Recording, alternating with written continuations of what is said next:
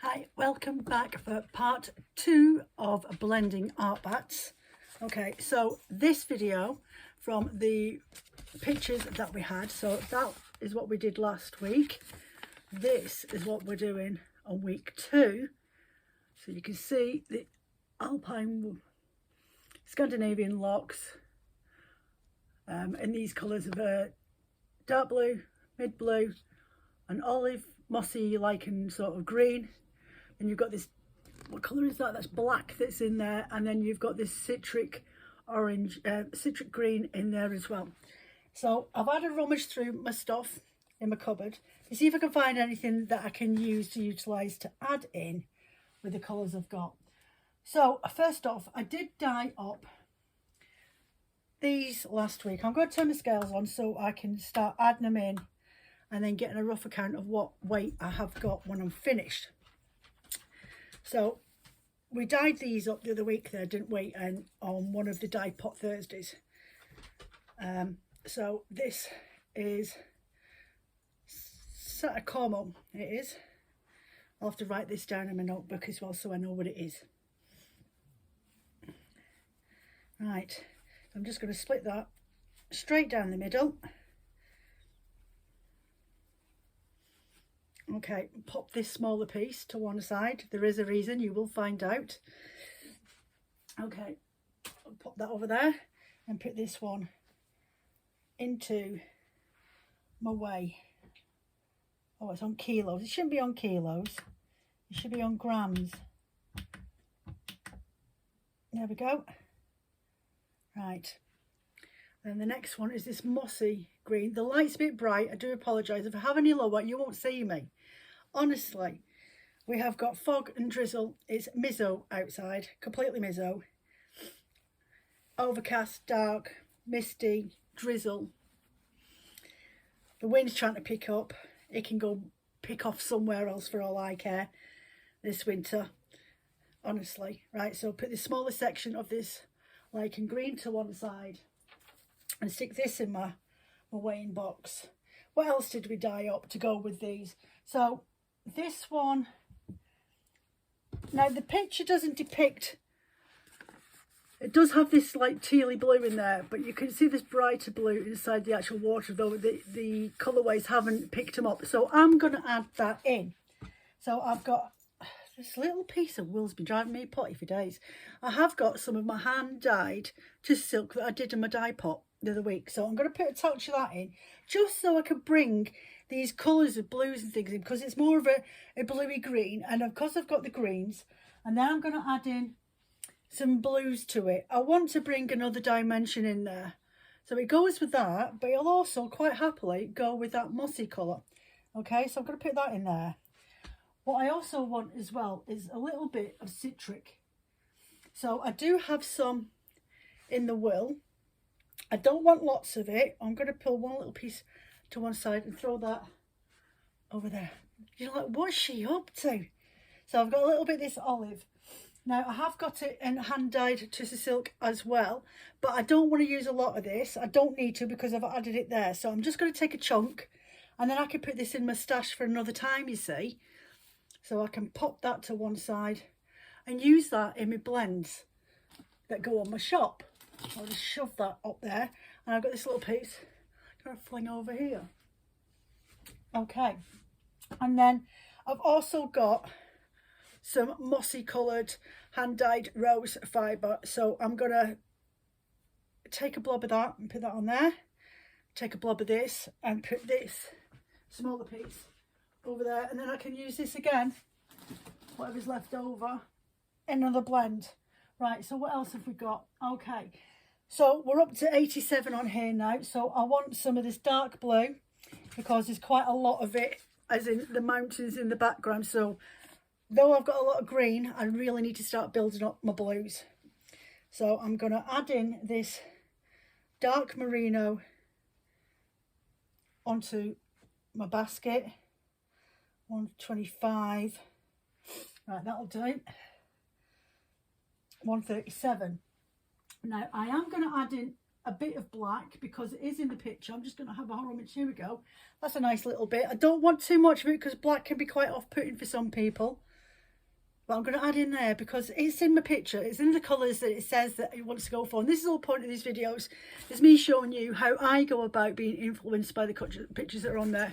So you can see that's a dark blue. Then you've got this tealy blue. Then you've got the lichen or moss or olive green. And then you've got this black in here, which is to depict the black in the background. And on the girls' trousers as well in the picture. And then you've got this acid olive green as well, which we've already done. So I'll put this little piece over there. The blue, where are we at now? What I'm going to do is take some of this blue, because I've got another colour blue as well that I want to add to it, just to give it another dimension. But I don't want half of this. I want to use some of this from a little pile. So I'm just gonna put that back in there. That takes me to 125, and then I've got this bit to put over here. Okay, and I have got some of this darker blue. You see that royal blue? This is a bit, that's merino as well. So I'm going to nab a bit off of here and stick it over my pile before I forget. Put that over there. And now I want to bring this up to about 150-ish. That's perfect. 151 is on there. I'm looking around to see if I want to add anything else in, but oh, shall I? What have we got here? We've got the water down the bottom. I think I might add a bit of Angelina into this, but I'll go with, what shall I go with? What shall I go with? No, I don't want white. I know what I'll use. I'll use some of this. Yeah, we'll add in some of this as we go along, and we'll make this sparkly because it's got snow. So with snow, it's got crystals in it and it glistens in the sunlight. So any excuse for Joe to get the Angelina out. So that's what we'll do with this one. Because it's really moody and dark colours, quite grungy, I think we'll lighten it up with a bit of Joe magic. So that's me all weighed out on this. So I've got approximately 152. And I'm going to split my blends. Now, you can have, as you've seen before, when I do my blending, I do them in different layers. Now, it's up to you how many layers you want to do. And all those layers will depict how well your fibre will spin up afterwards. Okay, so if you put in clumps of fibre, you're going to find that when you're spinning with it later on, it's going to really come out in lumps and bumps. So this is why I split mine down into layers. So I'll have a solid layer, then I'll have my colour, or I'll have my background colour, then I'll have my main colour, the one that I perceive will come out even more, and then I'll have my highlights over the top, so that could be like a bamboo and things like that. Okay, unless I want to put them in through the middle. But the point being is 3 layers, and then I'll repeat that at least 1 more time or 2 more times. So hence for this, I'm thinking 3 more time, or 3 time layers. So I've got my blue here, my mid blue. I'm splitting into 3 sections, just in case you always wonder, why do you do that? This is the reason why. And it makes it more manageable when you're putting it through the carder. If you've got massive pieces of fibre and long pieces, unless you do as a solid colour, you've seen me do that when I've had really thin strips of hand-dyed wool. And instead of me just breaking it up into like fat sections, and I'll show you exactly what I mean in a minute. What it does, I have found, is that when I'm blending, and I will show you a little demonstration, when I'm blending and I put on hand-dyed roving, or on a second, I'll just split this into 3 and I'll sort of explain. If I was to put this fibre, this full length, onto my drum carder, be hand dyed or whatever, and I just did it like that and I splayed it out, my drum carder wants to drag it all into the middle, so my sides aren't even. So if I'm blending up fibres and I want it to have an even coverage along the bottom, I will, instead of splitting this up into 3 sections and then fanning it out, because of that, I will, this long piece, because I want 3 layers, I will split this into 3 skinny rovings.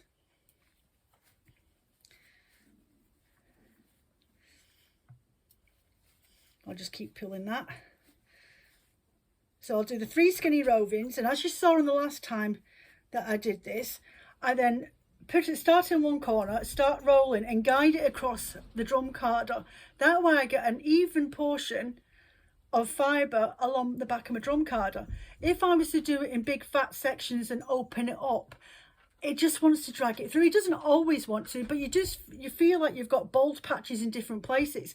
So just doing this and then just simply blending it through and moving it across your drum carder while you're holding the roving as it's being pulled through. You're not holding it, you're guiding it, okay?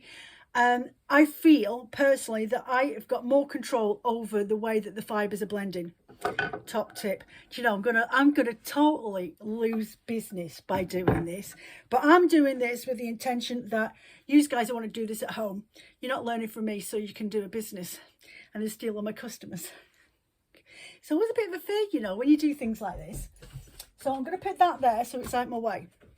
And I'm going to do this other one as well. This other, the half of, or the third left over. And to do that, split that all the way down the middle. Okay, so we've got that now. I'm going to take that and just loop it up like that.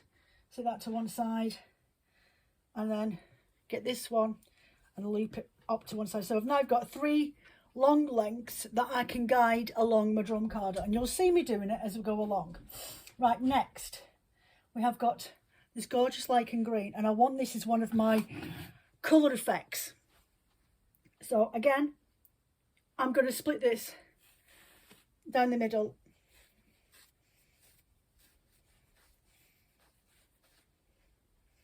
I'm going to put that down there next to those blues.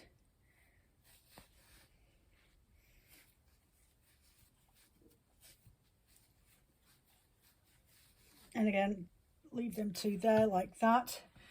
Move that picture out of the way. Get me, Angelina. Move that out of the way. Now, these are my highlight colours that have been left behind. So there's that black. So I'm just going to do 3 little sections of the black and put them to one side. I've got my Tussa Silk, that teal colour. This is, again, another highlight colour. So I'm going to split that into 3 little pieces. I have got this lime green, or the citric olive, and I'm going to split that into 3 little piles as well. I'm running out of space. Then I'm going to get that softer green and put that to one side next to there. And then I've got more of that citric green, and I'm going to pull that out like that. So there we go. So that's me got all my highlight colours all sorted. I've got a little bit of sparkle for my Angelina, and we're going to get going. So what I've got first is I'm going to use this as my base layer, just so it helps. It's not going to take over the dark blues, it's not going to take over the dark green.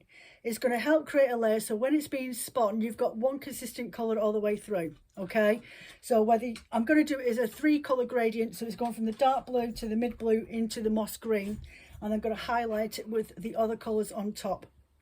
So I'll tilt you down, and then that's a perfect angle. Yeah, that's a perfect angle there for you to be able to see what I'm doing. So I'm going to get that full long length, that third that I did. Oh, I better stick my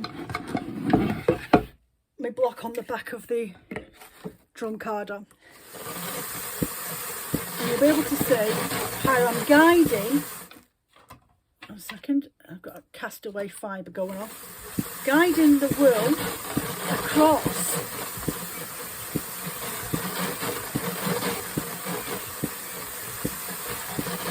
And I can roughly gauge how much wool I've got left over. So I can just hang around there a little bit, come back over.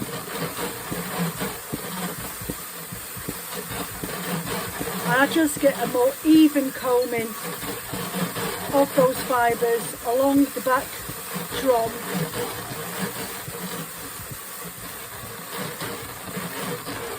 There we go. So much simpler.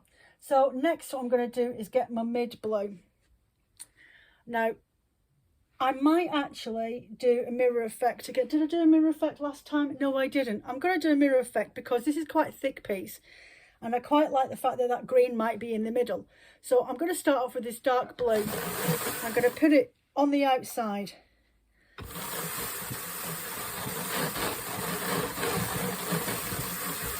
There we go. And I'm going to repeat that on this side.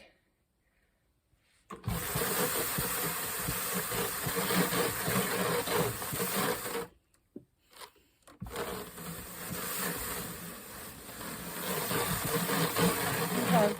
Then I'm going to get that lovely navy blue, and again put that on this side.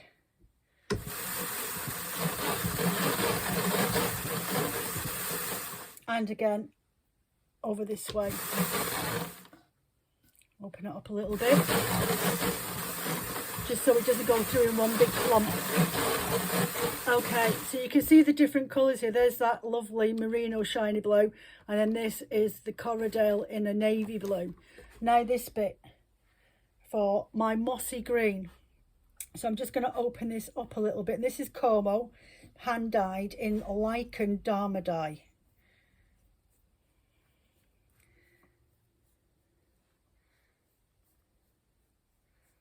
What I love about hand dyeing your own wools is sometimes you put the exact same in, it's going the same dye pot, it's all one fibre, but you get these different transient tones that from the dye that's breaking, which I quite like that.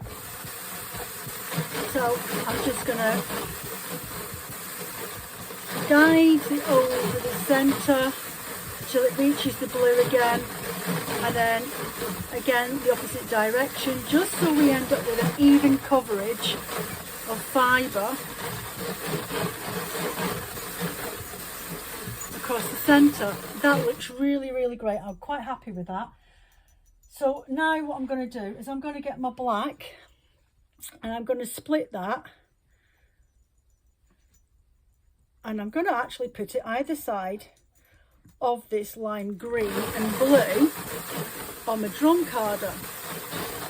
Then I'm going to get the lime green and I'm going to put that between the blues, and then on the other side as well. And with that said, I'm now going to grab my highlight tissue silk and rose fibre that I dyed the other week, and I think I'll start off with this softer green over the top. There we go. But before I go any further, I'm going to get a little bit of Angelina. Move them away so they don't get dragged in. And I'm going to put some of this really gorgeous Angelina, just a kiss of it, because it is going on 3 layers. So I'm going to get some of it in there. There we go. So I'll pop that back in that bag.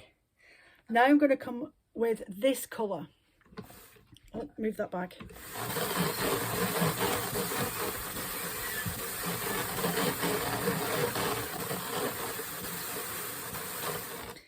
Then I'm going to come along with the lovely blue over the top.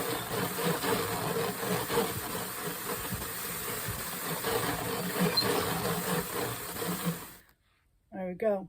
So we know that there's a gradient, there's a mirror image colourway going there from the outside into the middle. But when you first look at the appearance of it, it looks like it's a mishmash of different colours. When it's not, you've just seen me do it. So that's the whole magic of it. Never judge a bat by its cover. So we go back to the beginning again and make sure that you've used all the fibres that you put aside for it, and then go back and repeat.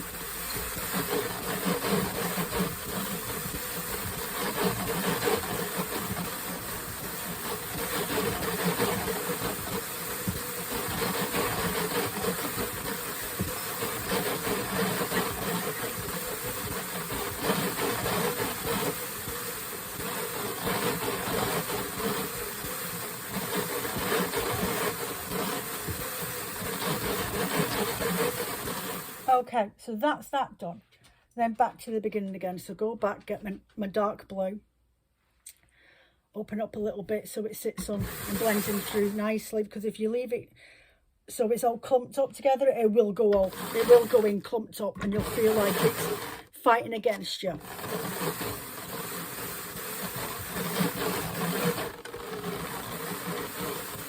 Okay, and then again on the other side.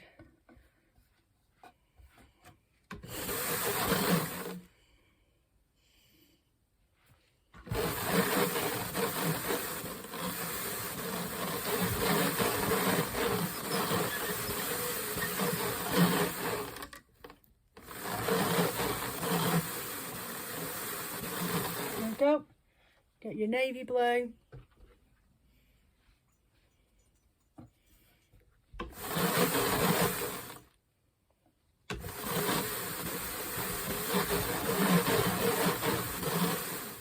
And again, repeat that on the other side.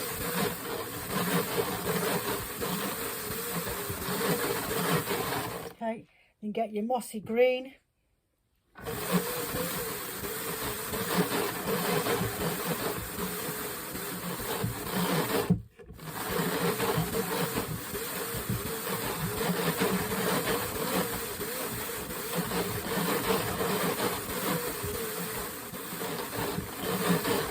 There we go. Then I'm going to get my black and my citric and the black again, go back in. I'm going to actually pre-draft it a little bit this time, and maybe for a little bit of control, instead of letting it go in free form and straight on, I'm going to paint it on so I've got more control of where it goes. And this is what I do a lot of times. Sometimes when I do something on the first layer, I feel like I could have maybe changed that because I forgot that I wanted more control of what it was that I was doing. So this time on the second layer and then on the third one, I will repeat this method.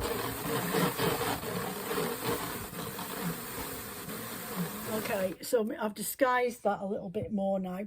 Then I will do the same thing with this citric, because I want it to separate these two blues in the middle more than I wanted it to take over the actual look and the split of the colours. And I'm going to do the same on this side, right in the middle of those two blues. Now that feels better. That looks better to me in my eye. So grabbed my hand dyed fibres. Okay, and we started off with this one last time. Hold on a minute, I need to split that in half, otherwise I'll have none left. Put that there. So paint this on the back. I think by hand painting those fibres on, then I will end up with it not looking so wishy-washy. And again, get my Angelina, so that the fibres that I'm going to put on next are going to help stabilise this in the blend while I'm working with it. Okay, get my lime green again, or my citric olive.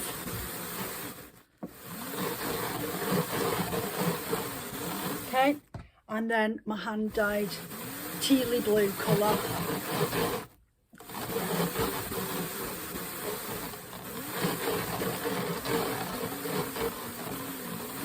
And if you just rewind this video a little bit, you'll be able to see the comparison from the first layer to the second layer look completely different. So I don't mind that. It means now that the way that I've layered it, it will disguise the wishy-washy little bit of the first layers. And this will now be the defined colourway that will come out when it's been spun. So I just need to get my packing brush out now and give this a bit of a carding. So put your fingers over your ears, because it does get a bit noisy. Just need to move the spinning wheel out of the way.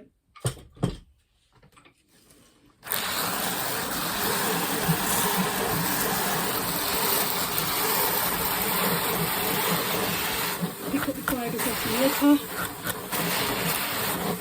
and over here, and any Angelina that's hanging around. There we go. And back to the last layer now for this one. I'm just going to tilt you down a little bit more. There you go. So again, start over.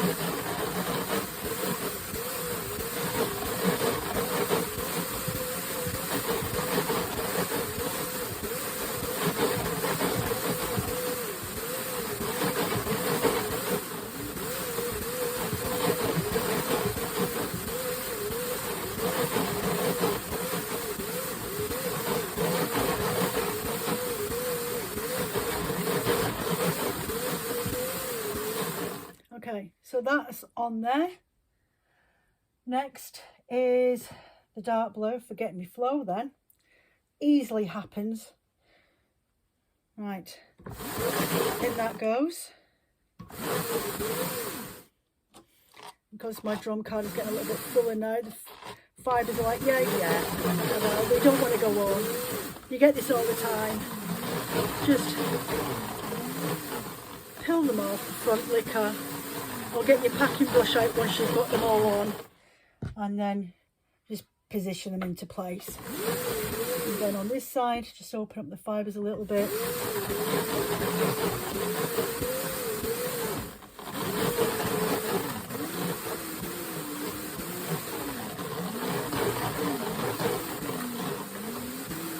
I'll get my packing brush, because obviously the fibre that we've put in there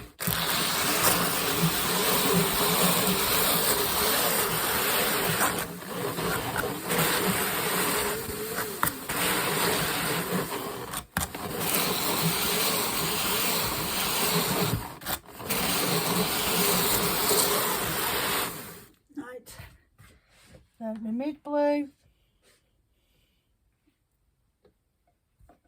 put it on next.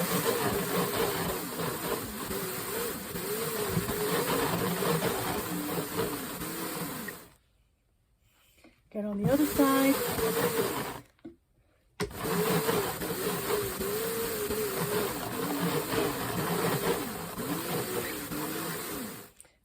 My olive, oh sorry, my greeny hand-dyed wool.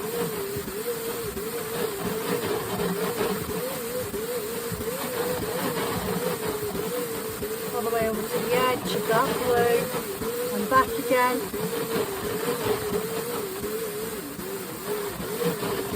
Right, get my black and my olive, split these small samples in half, and then control the painting of it on the drum carder. Okay, and again on the other side.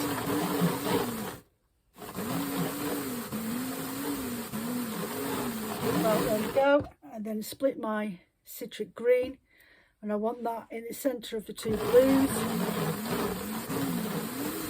Oh, it's been dragged in. Behave yourself, stay there.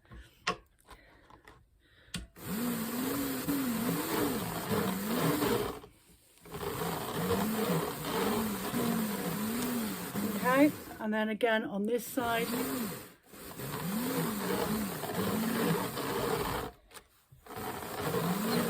I'm going to get my packing brush and again give that a good brushing down.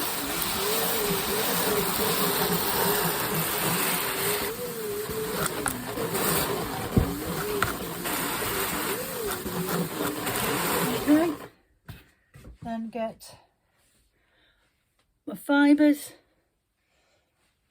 the softer mossy colour all the way across, get my Angelina and then sprinkle that on.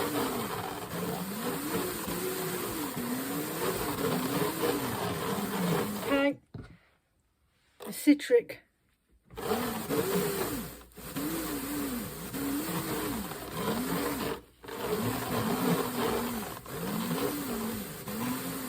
then the tealy blue,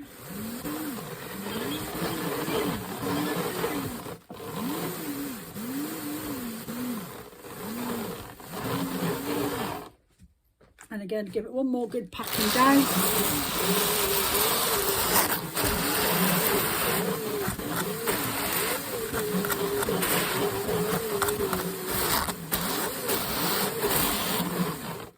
Okay,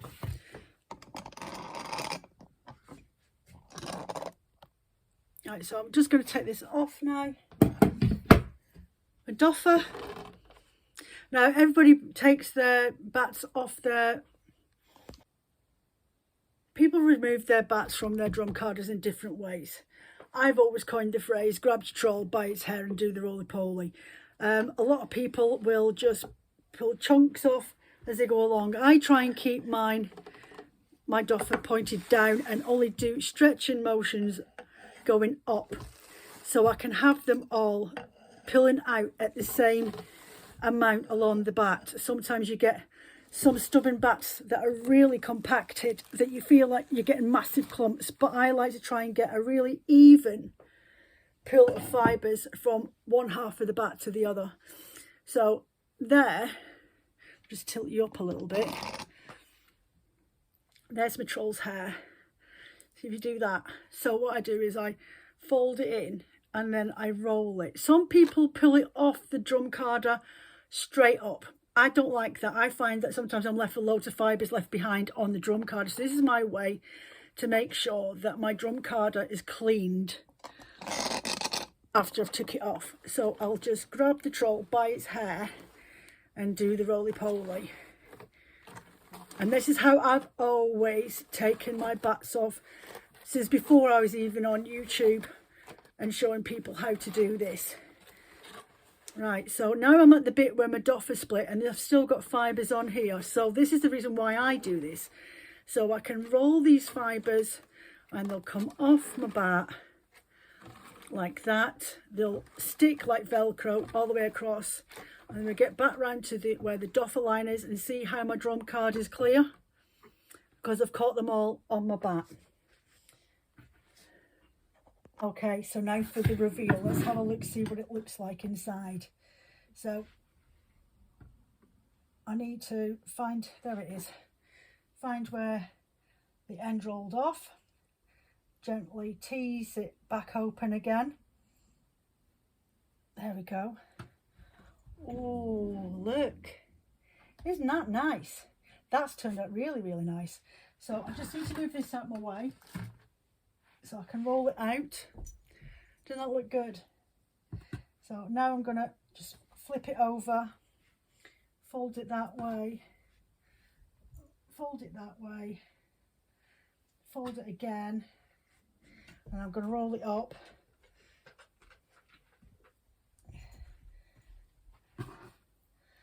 And there you have, oh, it's sticking out a little bit. There you have the Scandinavian scene.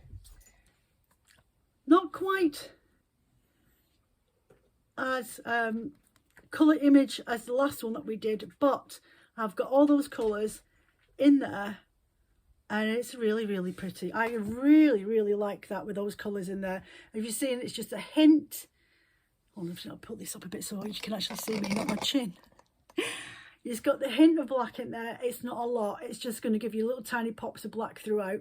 You've got the citric colours. You've got the really cool and mossy colours, and then the different shades of blue with the highlights. And that highlight of that teal blue in there, I think, just gives it that extra pop, which is a very similar colour to the water in the landscape. So there we go. There's week 2 of blending Storyteller art batts. Now, the reason why I was popping fibres beside, and I'll tell you now before video 3, which are obviously coming out on Sundays, I've put, these are all go onto the website on the Sunday of the last video, which will be next week, okay? They'll be going onto the shop as usual on the website.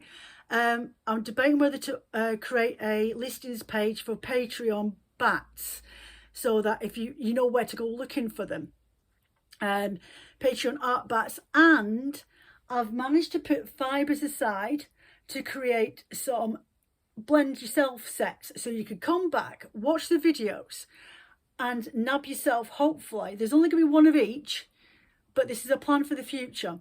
There's only going to be one of each at the moment of the blend sets of these Storyteller batts, and I've been trying to do this over the next few videos, and then hopefully, maybe, fingers crossed, I'll create a higher content where every other month or every 3 months, depending on what you guys feel, let me know, create a listings for the blend sets, and you can pick A, B or C for the colorways that we vote on, and then I will send them out to you, or I'll put them on the Patreon. Then you don't have to pay for those, but you pay for your postage as part of being in a higher rank. It's where I'm thinking for that, so at least that way you're guaranteed of getting a blend set to go with it. But all these art batts, all 3 of them, will go onto the website on the shop on the last video, Sunday of the last video, part 3, which is next week, and so with the blend sets as well. So yeah, that's it. So I'm quite pleased with that. That's come out really, really nice. What do you think? So don't forget, Q&As are up on the Patreon page as well. It's a little sheet with a question mark. Any questions or queries or things you want me to maybe go and look up if you don't already know, or through my own experience, drop them in the Q&A. Watch out for next week's Storyteller Art Inspiration, so I can get the fibres ordered in if I haven't got them in stock for the next project for February to March is, because we're nearly in February already, so it'll be February to March Storyteller Art Bats, and you'll be doing a vote on that for next week. I'll be putting that up there on the web, on the platform, probably Wednesday. And you start getting your votes in for the following weeks, so I can do Die Pot Thursday again, which is the whole point, isn't it? Try and keep these running concurrently. So every 4 weeks I'll be doing a new Storyteller Bats, but you need to vote the week before. So anyway, I'm off ski. Catch you on part 3 for Storyteller Art Bats, and we'll have a bit of a conclusion at the end of that. Thanks for watching. Take care. See you soon.